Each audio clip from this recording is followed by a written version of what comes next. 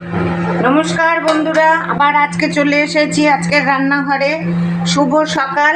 আজকে আমি রান্না করব পেঁপের তরকারি। দেখো, পেঁপে কেটে আমি একটু হালকা ভাপ দিয়ে নিয়েছি, আর এখানে আলু, ছোলা, এখানে নারকোল, আর এখানে আছে মশলা, জিরে বাটা, লঙ্কা বাটা, একটু পোস্ত বাদাম বাটা দিয়েছি, আর হলুদ, নুন সব একসঙ্গে রেডি করে রেখেছি।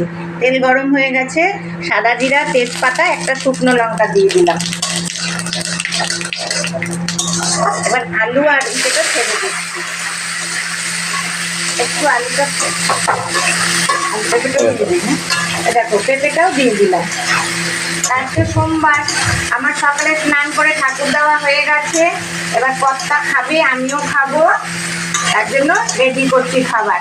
তা তোমরা দেখতে থাকো, এটা কষাতে থাকি একটু। দেখো বন্ধুরা, নারকেলটাও দিয়ে দিলাম, হ্যাঁ মনে ছিল না, ভুলে গেছিলাম। আবার যাবো এখন বড় বাজার।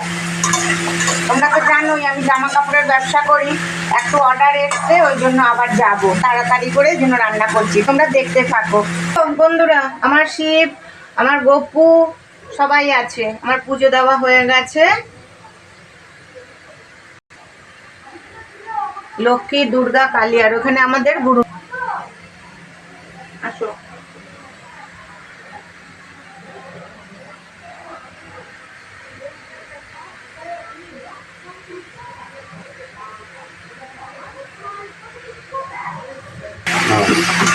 এই যে একটু দেখতে থাকো, একটু বসাতে থাকি।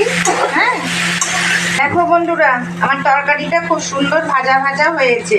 এবারে যে মশলাটা দিয়ে দিচ্ছি।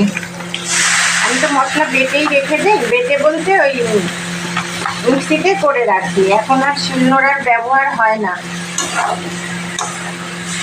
আমার মা এই তরকারি খুব করতো। আমার মাও সোমবার দিন করে নিরামিষ খেত, এক দিন এই ছোলা দিয়ে, নারকোল দিয়ে তরকারিটা করতো। এখন মনে পড়লো যে আজকে একটু পেঁপের তরকারি করি, তার জন্যই করলাম। আর কি বলবো বলো। ঠিক আছে, একটু করতে থাকুক বন্ধুরা। আমি একটু টমাটোমের সস দিয়েছি, হ্যাঁ মাঝখানে, কি সুন্দর কষানো হয়ে গেছে। এবার ঝোল দিয়ে দেবো। হ্যাঁ, না খুব একটা ঝোল দেবো না, কষানো হবে। রুটি দিয়ে খাবে তো। আমার মা এই তরকারিটা খুব ভালো করতো, একটু ছোলা দিলে খুব সুন্দর করতো। হ্যাঁ, আমার ভাই, ছোট ভাই বলবে মাছ তরকারি।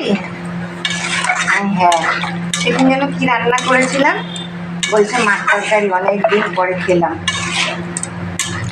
না, এবার একটু হতে থাকুক। হ্যাঁ, দেখো বন্ধুরা, হয়ে গেছে। হ্যাঁ, তা আমি এবার একটু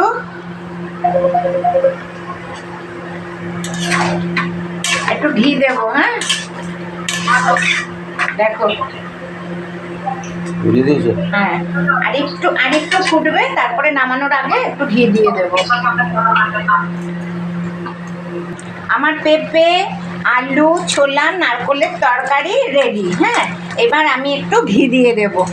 ঘিটা দিলাম একটু মানে সুগন্ধি হওয়ার জন্যে।